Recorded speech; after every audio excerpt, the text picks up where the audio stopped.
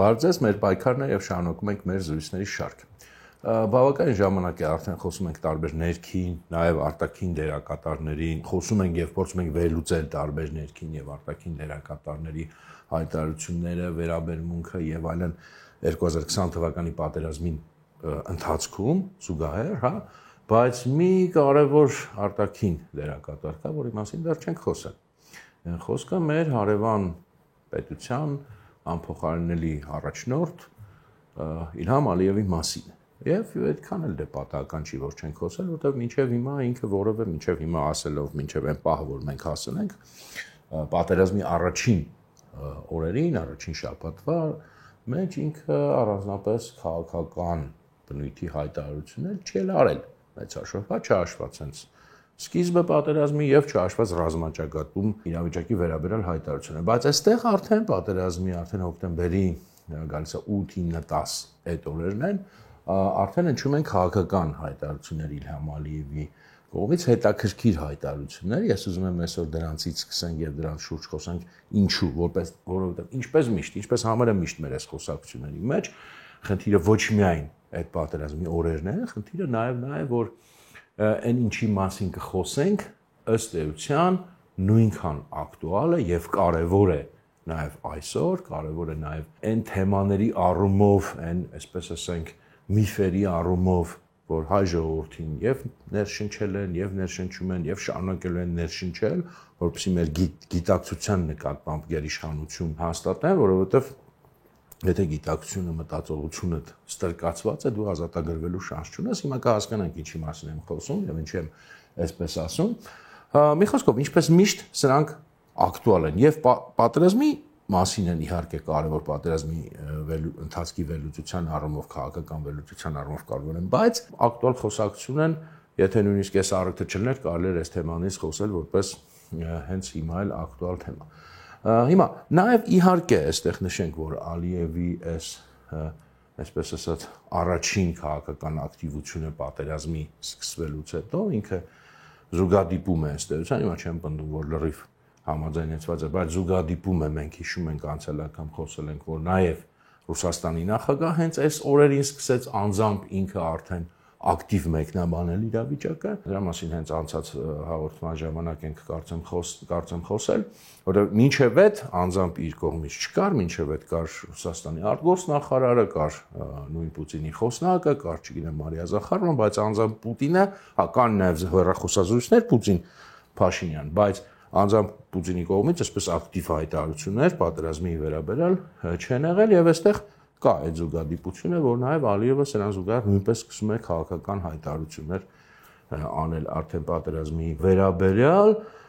եւ նաև այդտեղ Պուտին-Ալիև առաջին խոսակցությունից հետո է սա լինում։ Էլի անցել անգամ հիշատակեցինք, որ Նիկոլի հետ մի քանի անգամ խոսել է, բայց Ալիևի հետ Պուտինը խոսում է այս ընթացքում առաջին անգամ կարծեմ հենց հոկտեմբերի 7-ին թե 8-ին։ Հենց իր ծննդյան օրը, չեմ հիշում, երբ էր ծննդյան օրը, 7-ին, 8-ին թե 9-ին այդ օրերից մեկը։ Հիմա առաջին ուրեմն հայտարարությունը Ալիևի մի հատ կարդամ ու տեսնենք ինչ կա այստեղ մեզ համար կարևոր։ Ուրեմն ասում է ոչ թե առաջին հայտարարությունը նույն հայտարարությունից է, նույն տեքստից է, ուղղակի երկու տարբեր կտոր եմ առանձնացրել։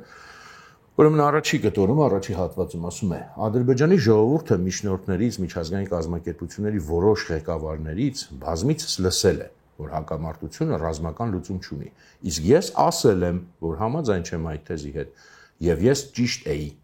Մոտ 30 տարի բանակցություններ են ընթացել, առաջընթաց եղել է, վերադարձրել են մեր հողերը։ Իսկ ինչպես է հիմա լուծվում հարցը ռազմական ճանապարհով։ Հարցը լուծվում է հենց ռազմական ճանապարհով։ Ռազմական, ապա քաղաքական, ասել է Ալիևը։ Ուրեմն տեսեք, գիտեք բոլորդ, որ կա այս բանը, չէ, ասենք, ընդհանուր հիմա էլ կա միշտ ցանկացած ուրեմն բանի մասին, տենց հակամարտության մասին, միջազգային հանրության, տարբեր երկրների ներկայացուցիչների կարծիք է միշտ հնչում, սենց ոնց որ մանտրայի պես։ Այսինչ հարցը ռազմական լուծում չունի, միայն քաղաքական լուծում ունի, չգիտեմ, միայն դիվանագիտական ճանապարհով, միայն բանակցությունների ճանապարհով, գիտեք, բոլորը տեսմանը եւ իդեպ Ալիևի հայտարարությունը հետեւում է գրեթե անմիջապես նրան, որ հերթական անգամ այս անգամ Իրանի այն ժամանակվա նախագահ Ռոհանին ասում է, որ հարցը չունի ռազմական լուծում։ Եվ այստեղ հենց Դրանի պատասխան չէ միայն իհարկե, բայց կարծես թե նաև դրանի պատասխան գալիս է Ալիևի հայտարարություն։ Ինչու՞ է սա հետաքրքիր երկու բանով, այսինքն շատ բաներով կարող է հետաքրքիր լինի, բայց ես երկու կետ եմ առանձնացել ուզում եմ խոսանք, նախ դա արտաքուստ էստեղ, հատկապես հայկական ընկալման համար, չէ՞ որ մեզ պես դաստիարակել են, բան են արել մեր քաղաքական էլիտաները բոլոր, որ կա միջազգային հանրությունը այսինչ նորմերն է ընդունում եւ ռազմական ճանապարհով հատկապես որևէ լուծում չի ընդունում եւ դա տենց սրբության սրբոց է եւ առաջին հայացքից այստեղ մենք մեզ թվում է որ Ալիևը, որ աշխարհի ամեն դեպքում ամենաուժեղ պետության ղեկավարը չի եւ այն ժամանակ առավելևս ինքը խոցելի ըստեյության վիճակում է, պատերազմի մեջ է, դեռ հասկանալի չի պատերազմի արդյունքը, բացի հայոց իմաստուններից ոչ ոք այդ պահին աշխարհում չէր կարող դա կանխատեսել, ոչ էլ իրական էր այդ կանխատեսումը, եթե նույնիսկ ինչ-որ մեկը փորձեր վանանել, բայց ինքը թվում է թե այդպես հակադրվում է ամբողջ ըստեյության այդ միջազգային հանրության կոչվածին, միջազգային իրավունքի նորմերին, միջազգային կոնսենսուսին, որ ուժային լուծում ասում են չկա, միշտ ասում են իսկ ասում կա, եւ ոչ մեկ կա, այլև ասում են ես դա միշտ ասում եի, ոչ թե հիմա է ինքը ասում, այլ միշտ ասում եի եւ ասում եմ ես ճիշտ եի։ Հիմա էլ եմ ասում առաջին հայացքից սա հակադրություն է եւ հակադրում է միջազգային կարծիքին եւ հատկապես մեր այս հայկական բանի տեսակետից, ան պատկերացնում եք ինչ որ մի հայկական գործիչ ով ուզում է լինի։ Այստեղ ճիշտ է Ալիևը արդեն որոշակի դիրքեր է ասել, արդեն հադրուտն է գրավել, արդեն առաջ խաղացում ունի, բայց դեռ հաղթանակի մասին բնականաբար խոսք չկա պատերազմում, որտեղ հադրուտի գրավումը կամ Ջաբրայելի գրավումը ինքն իրանով հաստատ պատերազմի հաղթանակ չէ։ Ես ասել եմ իմ տեսակետը։ Ստեփանակերտն էր գրավել, նույնիսկ դա հաղթանակ չէ, որտեղ հաղթանակը այն ժամանակ է գալիս, երբ որ դիմացի կողմը դադարում է դիմադրությունը, քաղաքական կամ ռազմական իմաստով, սրա մասին խոսել ենք, հիմա բան չանեմ, բայց ամեն դեպքում որոշակի հաջողությունների ասել այս հաջողությունների ֆոնին է սա հնչեցնում, բարձ է, այս կոնտեքստը, բայց հիմա պատկերացեք մի հայկական գործիչ, ասենք տող հայկական զորքերը Բաքու էլ մտնեին, Անկարա էլ մտնեին, Խաղաղ օվկիանոս էլ հասնեին, որևէ հայկական գործիչ, հասկանում եք չէ, որ տենց բան սկանդալային կլներ, դուրս կար ասել, հա դե ուժային լուծում ունի, մեզ ասում են չունի, բայց մենք ասում ենք ունի, օրինակ առաջին Արցախյանի ժամանակ չէ, մենք հաղթանակներ էինք ունենում, չգիտեմ ասենք, բայց Մարտակերտը ազատագրելուց հետո կանային ասեն, բա ասում եք չունի ուժային լուծում, տեսակ որ ունի ուժային լուծում, Մարտակերտը ազատագրեցինք։ Հիմա հայկական այս կարծրացած ընկալման տեսակետից, այն ինչ որ մեզ ներշնչվել է, սա նույնիսկ թվում է ինչ-որ տղայություն է, այս ինչ անում, ոնց կարելի է ընդհանրապես հակադրվել միջազգային հանրության։ Բայց Ալիևը իհարկե հիմար չի եւ տղա չի եւ փորձը նաեւ ցույց տվեց, որ Հայաստանի գովազ չստացվի գովազն է մնում, բայց փորձը դա է ցույց տվել, մենք պետք է դառը իրականության հետ առերծվենք, որպեսզի դուրս գանք այս իրավիճակից, փորձը ցույց տվեց, որ բոլոր հայկական քաղաքական գործիչներից էլ ավելի հաշվարկող, ավելի հասկացող եւ մինչեւ հիմա էլ քաղաքականությունը ճիշտ կառուցող ոնց է օրինակ հաղթանակը կապիտալիզացնող, ոչ թե հաղթանակից հետո ասող, որ դե մենք ինչ ենք արել, որ մենք ճակատամարտ ենք հաղթել, պատերազմ չենք հաղթել եւ այս իրավիճակում նաեւ եւ պատերազմը ռազմական գործողությունը ճիշտ պահին սկսող եւ այլն եւ չվարանող դրանից ինքը իհարկե տղա չի եւ հիմար չի եւ ինքը ասում է հասկանալով ինչ է ասում եւ շատ ավելի adekvat է ինքը որովհետեւ այստեղ ինքը ցույց է տալիս սա ելեմ ասում նրա համար չենք խոսում որ տեսնենք թե Ալիևը ինչքան խելացի եւ լավ է այլ մեր համար որ մենք հասկանանք իրականությունը միջազգային հարաբերությունները այլ ոչ թե այս հեքիաթի տակ ապրենք անընդհատ Նախ ինքը ցույց է տալիս, որ ինքը հասկանում է միջազգային հարաբերությունների իրական կոնտեքստը, որտեղ այո կան միջազգային նորմեր, ոչ ոք չի ասում, որ այդ միջազգային նորմերը ոչ մի բան են, զրո է, որ մարդիկ դրանք լրիվ անլուրջ են ասում, բայց կա նաև միշտ ուժային ենթատեքստը, ուժային հիմքը եւ ուժային հիմքը ամենակարևորն է։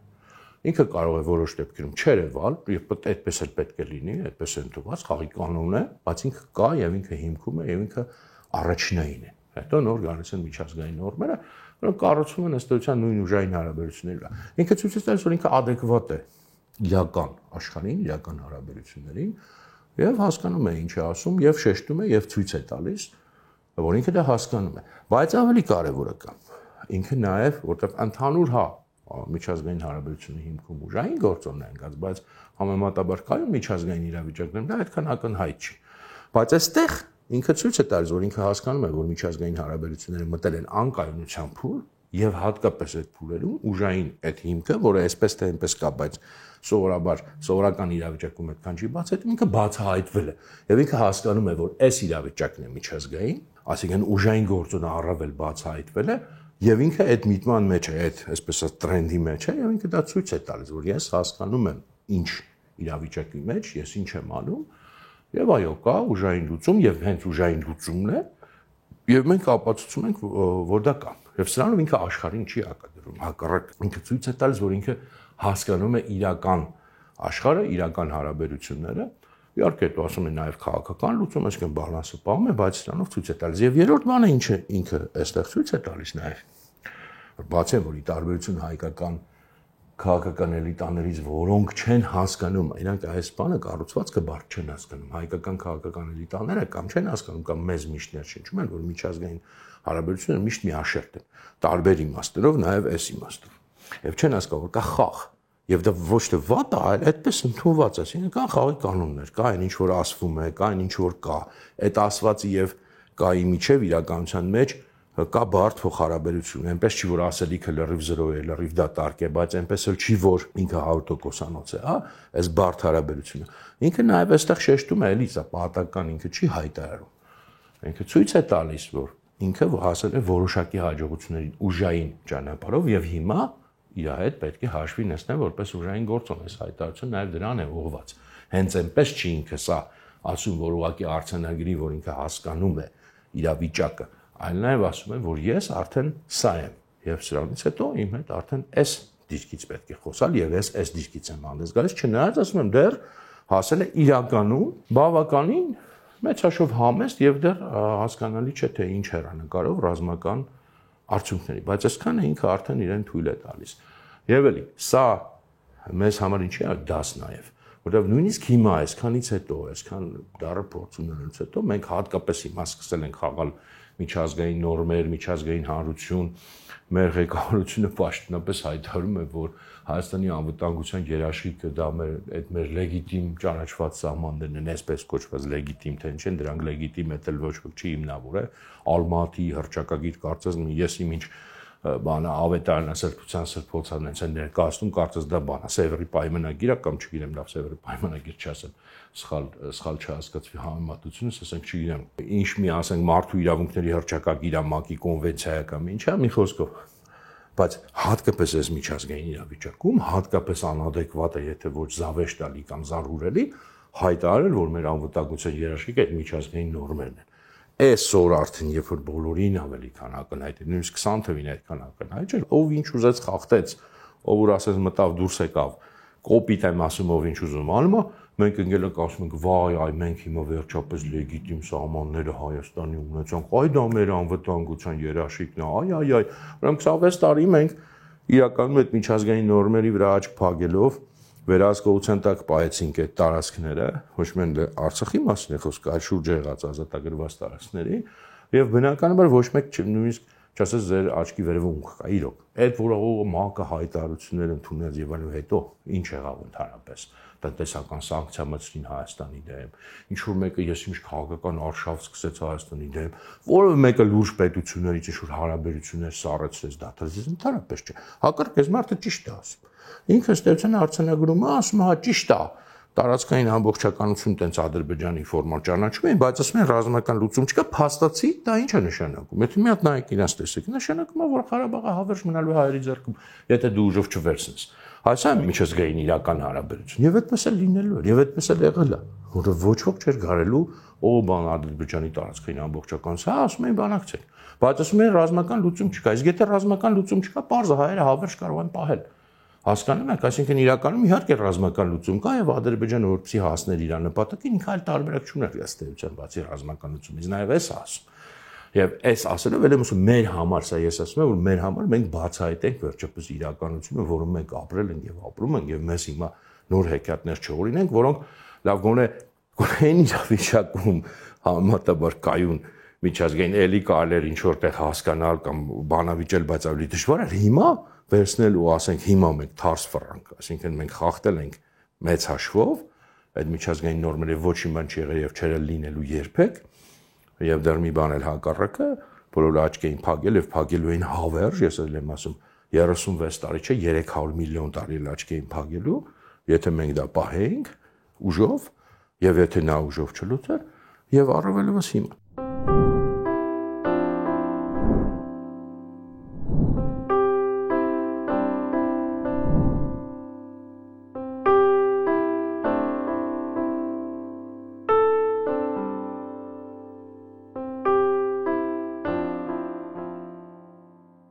Բացի այդ էլ ասեմ, որ սա ինքը առաջի անգամ է ասում, բայց հետո մինչև հիմա հավերժ անդադ կրկնում է, այս իրաց թեմաներից։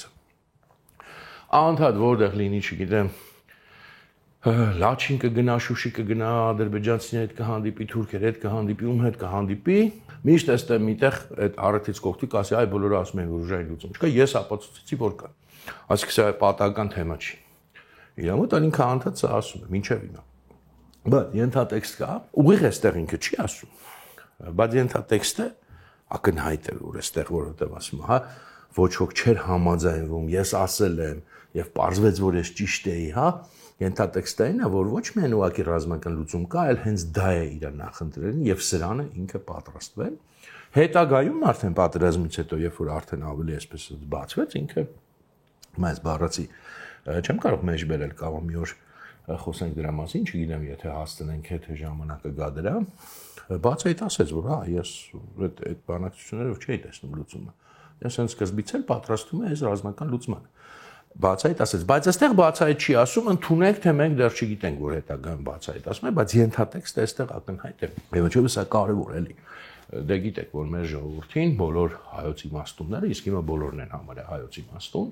մեր վերնախավում քաղաքական գործիչները անկախ նրանից թե որ ճամբարից են փորձագետներ եւ այլն բոլորը ասում են այ մենք պետք է գնայինք լուծմանը մինչև պատերազմը, այ չգնացինք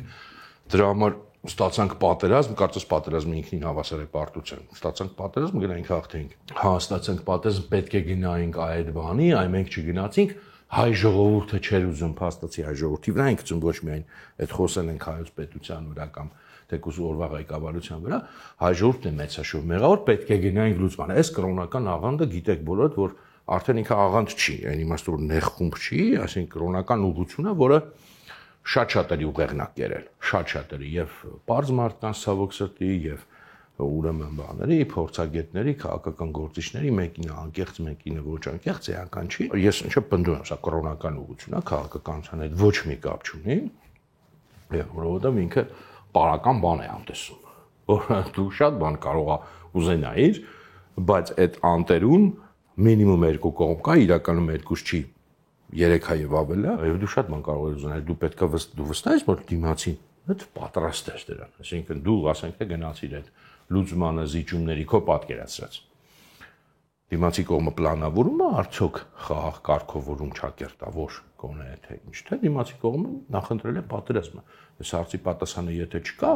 եւ վակուումի մեջ ասում է այնպես է ներկայացում իրավիճակը որ մենակ հայ ժողովուրդն է կամ Հայաստան պետությունն է դա իհարկե կրոնական է դա քաղաքականի հետ կապ չունի դա հավատ է դա մաքուր հավատ է քաղաքականի համար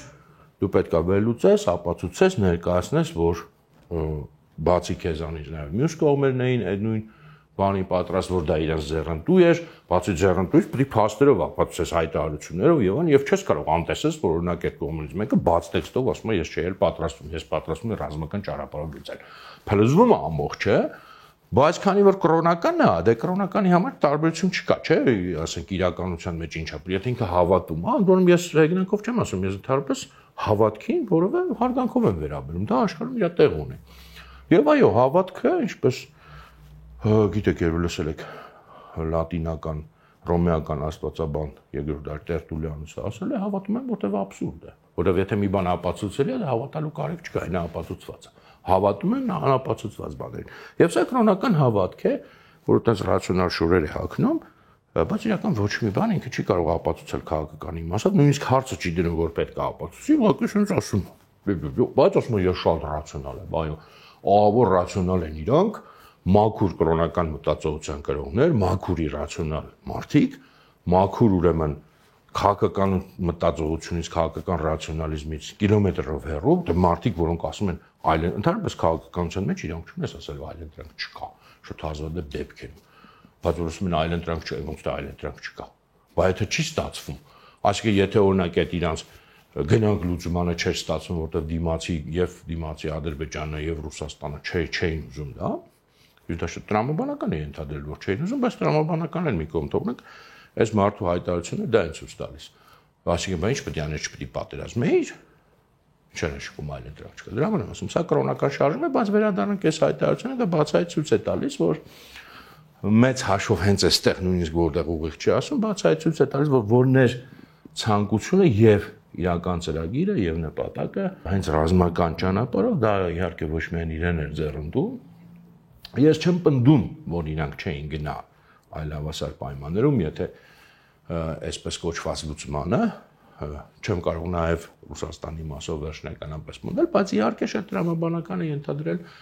որ այս մյուս ճանապարհը իրենց էլ, բայց նաև ռուսներին ավելի ձեռնտու էր, որովհետև դա այդ խաղապազով տեղադրելու համար բնականաբար ռազմական իրավիճակը ավելի շահավետ էր, այն մյուս տարբերակով ավելի դժվար կլիներ դա անել, իսկ այս ռազմական ճանապարհում ավելի հեշտ կլիներ, որովհետև դա պետք է արագ, պետք է հայ ժողովրդին փրկել եւ այլն, այս ամբողջ այդ բանը պետք է միանար։ Ինչևէ, սա հիմա չեմ ուզում շատ երկար քննարկել, ընդհանրապես խոսել ենք նաև այս թեմաների մասին, թե որքանով է ընդհանրապես հնարավոր այդ կարգավորում կոչվածը եւ եթե նույնիսկ հնարավոր է ինչով է տարբերվելու սա ի վերջո այն իրավիճակից, որում մենք հիմա ապրում ենք, ես պնդել եմ, որ մեծ հաշվով չէր տարբերվելու, բայց էական չի, էականը նաև որտեղ մենք տեսնում ենք, որ դիմացի կողմը շատ ակնհայտ հասկացնել է տալիս, որն էր իր համար նախընտրելի ճանապարհը եւ ինչքան ինքը ուրախ է դրա համար։ Հիմա մի հատ ուրիշ, այս նույն հայտարարությունից մի հատ ուրիշ բան կարդամ էլի Ալիևի խոսքերն։ Ասում է Ղարաբաղում հակամարտության կարգավորման պետք է զբաղվի ոչ միայն ԵԱՀԿ Մինսկի խումբը, այլ նաև այլ երկրներ, ասել է Ադրբեջանի նախագահ Իլհամ Ալիևը, փոխանցում է ՌԻԱ Նովոստի։ Բառացի ասում է չեմ բացառում, որ այդ երկրների կազմը կարող է տարբեր լինել, քան Մինսկի խմբի կազմն է այսօր, ասել է Ալիևը։ Դե պարզ է, հիմա ասենք չմեկնաբանենք, չվերլուծենք, որ տվյալ դեպքում այդ ինչ այլ երկրներ պետք է նկատի ունենա Իլհամ Ալիևը, բնականաբար առաջին հերթին Թուրքիան։ Հիմա կասեք, թե ինչ կա այդտեղ տենց առանձնապես զարմանալու կամ անդրադառնալու Իլհամ Ալիևն է, բարձ է, որ ասենք ակնարկում է, որ Թուրքիան պետք է նույնպես մտնի այս կարգավորման ուրեմն սխեմայի մեջ, բայց ես մի անգամից պնդեմ, ասեմ, որ Իլհամ Ալիևը սա ասում է, բայց սա միայն իր կարծիքը ինքը չի փոխանցում, այլ նաև էլ եմ ասում պնդեմ, որ նաև Ռուսաստանի կարծիքն է ասում, բնականաբար Ռուսաստանը ինքը դա չի կարող ասել, Ռուսաստանի ասելով ռուս-թուրքական այդ պայմանավորվածությունների կոնտեքստում, բնականաբար ռուսները իրենց ուրեմն բանով չեն կարող դա ասել, չեն կարող ակնարկել, որ գիտեք ինչ մենք նաև Թուրքիային ենք պատկերացնում այստեղ, բայց Ալիևը կարող է ասել եւ Ալիևը սա ասում է, հիմա փորձեմ հիմնավորել, որպեսզի չասեք, այս ինչ բան ես ասում, ոնց թե բայց եկեք սուտ տրամաբանենք։ Իլհամ Ալիևն է 2020 թվականի հոկտեմբերն է, ինքը պատերազմի մեջ է, մի տարածաշրջանում, որտեղ ակնհայտորեն եւ մի կոնֆլիկտում, որտեղ ակնհայտորեն առաջնային է Ռուսաստանի դերը, ինքը խոցելի վիճակում է եւ Իլհամ Ալիևը հիմար չի բնականաբար, եթե ինքը նման հայտարարություն է անում, ինքը առնվազն պետք է վստահ լինի, որ այդ հայտարարությունը որևէ կերպով, այսպես ասած, չի հակասի եւ առավելևս չի վրթովեցնի եւ չի ջղայնացնի Ռուսաստանը, որովհետեւ Ռուսաստանը ամեն դեպքում ունի լծակներ, ցանկության դեպքում, եթե իրեն վրթովեն, ջղայնացնեն, եթե իր սրտին եթե Իրան, որովհետև արտաքուստ դա Ռուսաստանի շատ դեմ բան է, չէ՞, ասում ենք ոնց թե Թուրքիան պետք է մտնի այդտեղ կարգավորման գործընթացի մեջ, մեր նույնիսկ մինչև հիմա մեր ստերեոտիպներով դա բան է ոնց թե իհարկե դա Ռուսաստանի շահերին հակասում է։ Հիմա պատկերացրեք կաներ Իլհամ Ալիևը մի հայտարարություն 2020 թվականի հոկտեմբերին պատերազմի մեջ գտնվելով, ել եմ ասում մի տարածաշրջանում, որտեղ ակնհայտ է Ռուսաստանի առաջնային դերը, եւ որտեղ Ռուսաստանը ունի նաեւ ռազմական լծակներ այնպես անելու, որ ինքը պատերազմում անհաջողություն կրի կամ համենայն դեպս դժվարացնի շատ իր կյանքը, ռազմական իմաստով առիթներն էլ ունի, նույն սիրիացիների այդտեղ լինելը, նույն ՆԱՏՕ-ի ինքնաթիռները այդտեղ, ՆԱՏՕ-ի զորքի երկրի սպաները բարձրաստիճան այդտեղ է, դե չեմ ասում հերթական անգամ որ առանց Ռուսաստանի թողտվության հնարավոր չէ, բնականաբար Իլհամ Ալիևը սա ասում է հասկանալով, որ սա առնվազն որևէ կերպով Ռուսաստանի մոտ որևէ բացասական բան չի առաջացնելու, այլապես նա դա երբեք չէր ասի, ինչին է իր պետք ասել, դա բացարձակ ոչ մի շահ ինքը չունի, նույնիսկ եթե տենց մտածի, Թուրքիան էլ հաստատ իրենց չէր նեղանա, եթե այլ իրավիճակներ, բայց ոչ միայն չի հակասել, ինքը պետք է վստահ լինի եւ ոչ վստահությունը զուտ ինտուիտիվ չի, զուտ վերլուծական չի, ինքը պետք է նաեւ շատ sense ավելի երկաթե հիմնավորումներ ունենա, որ ոչ միայն չի հակասում, այլև սա մտնում է Ռուսաստանի, չասեմ շահերի մեջ, բայց այն պայմանավորվածությունների մեջ, որոնք կան հենց Ռուսաստանի կողմից։ Եվ սա ըստ առաջին այստեղ բանն է, այսպես ասած ծիծեռնակն է, որը ցույց է տալիս, որ Թուրքիան պետք է ունենա այդ դերը եւ ինքը ունեցավ ամենակարևորը մենք հետագայում տեսանք որ ունեցավ էլի հենց արդեն ոչ Իլհամ Ալիևի ձեռամբ այլ մեր սիրելի դաշնակիցների ձեռամբ որովհետեւ ճիշտ է նոյեմբերի 9-ի փաստաթղթի մեջ բառացիորեն իշտակված չի Թուրքիան որովհետեւ ինչպես ասել է Ռուսաստանի նախագահը դա հայերի համար զգայուն հարց է այսինքն դա հաշվի են առել բայց փաստացի կար որովհետեւ հիշում եք այդ մոնիտորինգի կենտրոնի ստեղծման մասին կետը, որտեղ Թուրքիան չի իշտակվում, բայց ենթադրվում է եւ հաջորդ օրը արդեն առանձին ռուս-թուրքական պայմանավորվածությամբ պաշտպանության նախարարների միջև ստեղծվում էր այդ ինչ որ կար Աղդամում մինչև անցյալ տարի, երբ որ հանեցին արդեն ռուս-թուրքական մոնիտորինգի կետը, այսինքն Թուրքիան իրոք մտավ այս կարգավորման, այսպես ասած, process-ի մեջ եւ սա իհարկե ռուս-թուրքական մեծ պայմանավորվածության մաս է, որը այստեղ փոքր եղբոր շուրթերով է բարձրացվում առաջի անգամ որ դա պետք է լինի եւ առաջի անգամ է նաեւ որ Մինսկի խմբի թեման է շոշափում այստեղ իհարկե շատ զգուշ որ բացի Մինսկի խմբից նաեւ Թուրքիան գիտեք հիմա իրանք ընդհանրապես պահանջում են որ Մինսկի խումբը չլինի եւ սա իհարկե միայն Ադրբեջանի պահանջը չի բարձր մենք նաեւ նախորդ խոսակցություններում տեսել ենք որ իհեճուկս բոլոր այն բաների փաստերի Թուրքիայի ներգրավվածության որը բոլոր հայ մեծ գործիչների տեսակետից պետք է սարսափելի ուրեմն հակասել ռուսական շահին եւ ի հակադրություն արևմուտքից հնչող ուղիղ հայտարարությունների մտահոգիչ դատապարտող մենք տեսանք որ Ռուսաստանում բարձր մակարդակում ըստ էության ոչ թե դատապարտող տոնայնությունն է գերիշխող, հա փորձագիտական մակարդակում իհարկե իրանք այդ բանը խաղի կանոնները պահում են ընդդեղից փորձագետները այ վույ անում էին եւ էլի դեռ անելու են, բայց այսպես ասած Թուրքիայի հետ կոնտակտը մշտական էր Լավրովը հատկապես անընդհատ ուրեմն Թուրքիայի արտգործնախարարի անընդհատ կապի մեջ ամենաշատը իր հետ է խոսում, մենք տեսնում ենք նույնիսկ վիճակագրուրեն ոչ պարսիկների, ոչ արևմուտքի ամենաշատը խոսում է Թուրքիայի հետ եւ այնտեղ չկա ոչ մի խոսք դատապարտության մասին Թուրքիայի ներգրավման եւ էլի մենք այս թեմային կանդրադառնանք, սա շատ կարևոր թեմա է, էլի փաստերով կտեսնենք որ դա շարունակվում է այդ նույն տենդենսը։ Իհարկե սա այդ միտման մեջ է։ Հերթական անգամ ուղղակի սա ինչ եմ, ես անընդհատ սա ճիշտ է այդ թեման շատերին կարող է որ այս մեր հաղորդմանը, մեր խոսակցությունն հետևում է կարող որ ավելորդ անգամ եմ հիմնավորում, բայց ավելորդ անգամ չի ժողովուրդ ջան, որտեղ կարող է մեր մի մասը մենք կանք, որոնք հասկացել ենք, մարսել ենք, բայց մինչև հիմա էլ այս հակա քարոզչությունը եւ իրան պետք չի անտեսել ինքը անդադ շարունակում է եւ ազդում է նույնիսկ այն մարդկանց վրա, որոնք թվում է թե հասկացել են, բայց մինչև հիմա էլ կա որ այդ բանը էլի դե հակադրության մեջ էին շահերը Թուրքիայի եւ Ռուսաստանի եւ չգիտեմ մինչև հիմա էլ հակադրության մեջ են հիմա դեռ մի կողմ թողնենք հիմա մի քիչ որոշակի կարող են նրբություններ փոխվել են, բայց այն ժամանակ շատ ավելի հստակ էր այս գիծը, շատ ավելի ակնհայտ էր։ Հիմա էլ է իրականում նույն գիծը, բայց էլ եմ ասում որոշակի դինամիկա պետք է միշտ նկատել, պետք է միշտ հաշվի առնել։ Բայց ինչն է նաև հետաքրքիր, Ռուսաստանի կողմից հասկացանք, տեսանք, որ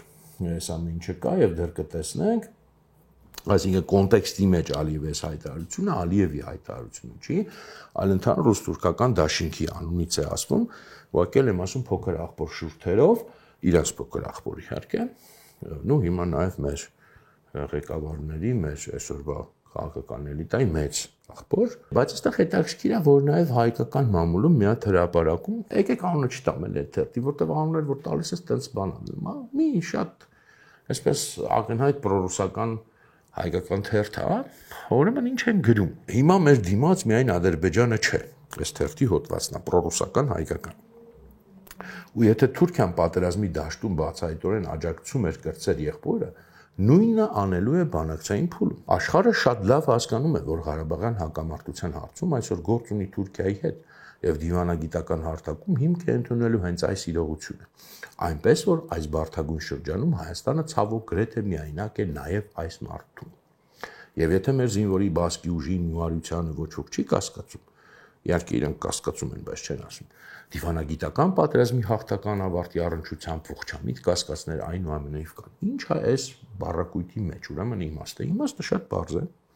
որ այս հայկական թերթը ըստ էության Ալիևի այս հայտարարությունը զուգահեռ բարձ ձևով մեզ ասում է, որ մենք պետք է փաստորեն, իհարկե դա ներկայացնում է, որ այդպես ինչ անենք ստիպված, բայց փաստացի ներմուծում են այս նույն թեման, որ ապագա բանակցություններում, ապագա այս կարգավորման մեջ Թուրքիան ներգրաված պետք է լինի։ Փաստացի սա մեզ նախապատրաստում է, ներշնչում է, եւ սա ակնհայտ ռուսական քարոզչություն է արդեն, եւ շատ հետաքրքիր, որ ինչպես եւ հաճախ նման դեպքերում զուգահեռ է արվում։ Մի հատ Բաքվից, մի հատ Հայաստանից։ Իրանք չեն ասելու բնականաբար, իրանք այս երկու սեղմակներն, սեղմել են, ինչեւ այլ սեղմել։ Այսօր եկեղեցու թեմայում։ Չէ, զուգահեռ Բաքվում, զուգահեռ Երևանում այդ process-ը տարվում է։ Այստեղ ոնց է բանալում, էլի որ հա սա ստիպողական է եւ այլն, չի էլ նույնիսկ այն շատ դատապարտում, թվում է որ պետք է դատապարտել, բայց ներկայացվում է որպես գրեթե փաստ, ցավալի, բայց փաստ եւ ինչն է այստեղ կարեւոր ուրեմն նաեւ ձևակերպում, առանձնապես այս ռուսական քարոզչության առումով, որ էլի մինչեւ հիմա գործում է։ Այս այն քարոզչությունն է, որը ակնհայտ չի։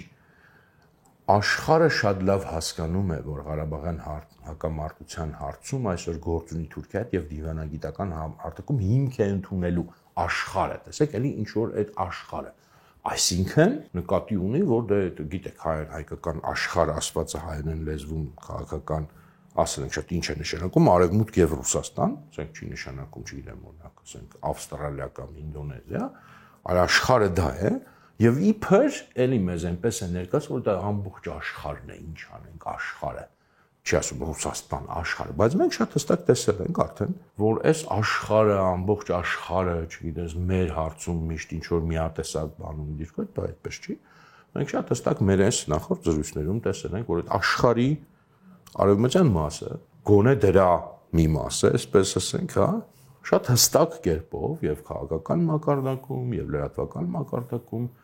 ոչ միայն ցուցադրում է, տեսնում է, այլև դատապարտում է Թուրքիայի միջամտությունը, մտահոգություն է հայտնում, իսկ աշխարհի այն մյուս մասը, որը թվում է թե ինքը պետք է առաջին դատապարտողը լինի, այսինքն մեր սիրելի Ռուսաստան նման բան չի անում։ Այսինքն ոչ մի աշխարհ, այստեղ միասնություն չկա։ Եվ այս հիշենք ուղղակի, երբ որ ռուսական քարոզչությունը բացահայտ կամ քողարկված ասում է աշխարհը,